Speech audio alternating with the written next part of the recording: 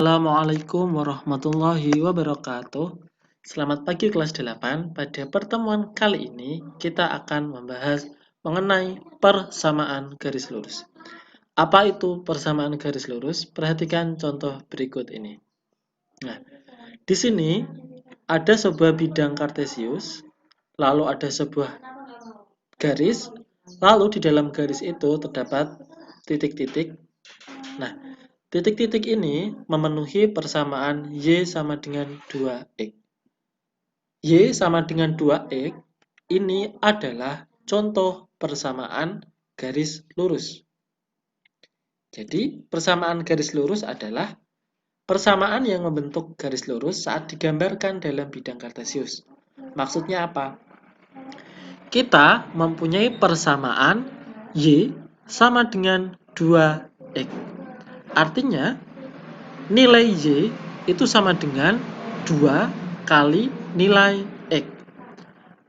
Contohnya, ketika X-nya 1, berarti artinya 2 dikali 1, maka Y-nya sama dengan 2. Ketika Y-nya 2, artinya 2 kali 2, berarti Y-nya sama dengan 4. Ketika X-nya 3, berarti 2 kali 3, 6, maka Y-nya adalah 6. Ketika X-nya 3, Y-nya 6. Jadi, titik-titik ini memenuhi persamaan Y sama dengan 2X. Persamaan itu sama dengan aturannya. Aturannya adalah Y sama dengan 2X. Nilai Y ini adalah 2 kali dari nilai X. Paham ya? Contoh untuk yang miring ke kanan, Y sama dengan 2X. Contoh yang berikutnya. Ini juga sama. Persamaannya adalah Y sama dengan negatif 3 kali X. Contoh, ketika nilai X-nya negatif 1. Negatif 3 kali 1. Negatif 3 dikali negatif 1. Maka jawabannya negatif kali negatif positif. Maka ketika X-nya negatif 1, Y-nya adalah 3. Coba yang sebelah sini berarti X-nya nilainya 1 ya. Kita masukkan negatif 3 dikali 1 hasilnya negatif 3. Berarti ketika X-nya 1, Y-nya negatif 3. Ketika X-nya itu 2, Y-nya adalah negatif 6. Karena negatif 3 dikali 2. Jadi X ini adalah nilai dari angka-angka yang ada di dalam sumbu X ini. Kita masukkan ke dalam persamaannya. Nah, bentuk umumnya adalah Y sama dengan MX plus C. Kayak gini tuh berarti memenuhi ada yang Y sama dengan MX plus C, ada yang AX plus BY plus C sama dengan 0. Kalau seperti ini berarti memenuhi bentuk Y sama dengan MX plus C. M itu apa? M itu gradiennya. Jadi ini berarti kemiringan. Nah, ini kemiringannya adalah 2.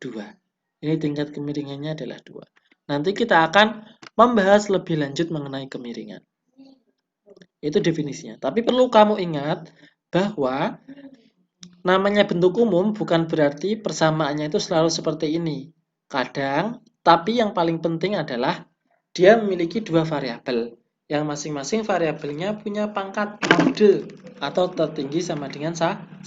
Pangkatnya itu 1 semua, kan nggak ada yang pangkat 2 ini. Y-nya pangkat 1, X-nya juga pangkat 1. Jadi tidak semuanya bentuk awalnya itu seperti ini. Ada 2X plus Y sama dengan 4, 3Y sama dengan X min 6, X plus Y min 2 sama dengan 0 itu juga boleh. Yang penting variabelnya itu pangkatnya 1. X-nya pangkat 1, Y-nya pangkat 1. Itu syarat sebuah persamaan garis lurus. Jadi persamaan itu adalah aturan yang kalau kita gambar, itu dia akan membentuk garis lurus. Nah, sekarang kita akan bahas mengenai gradien. Apa itu gradien? Nah, gradien itu tingkat kemiringan.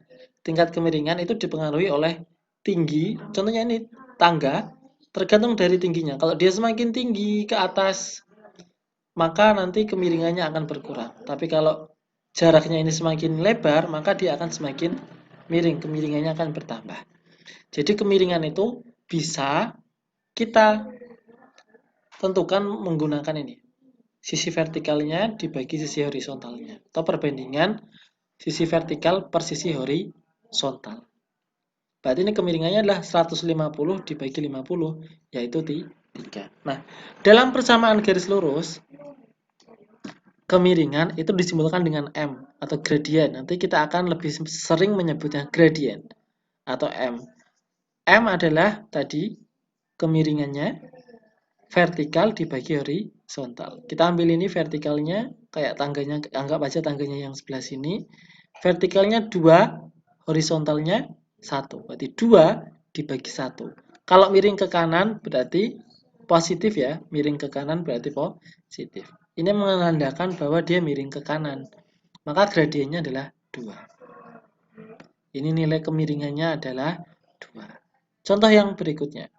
Di sini ada sebuah garis, tapi ini miring ke kiri. Vertikalnya 2, lalu ke sebelah sininya adalah negatif 1.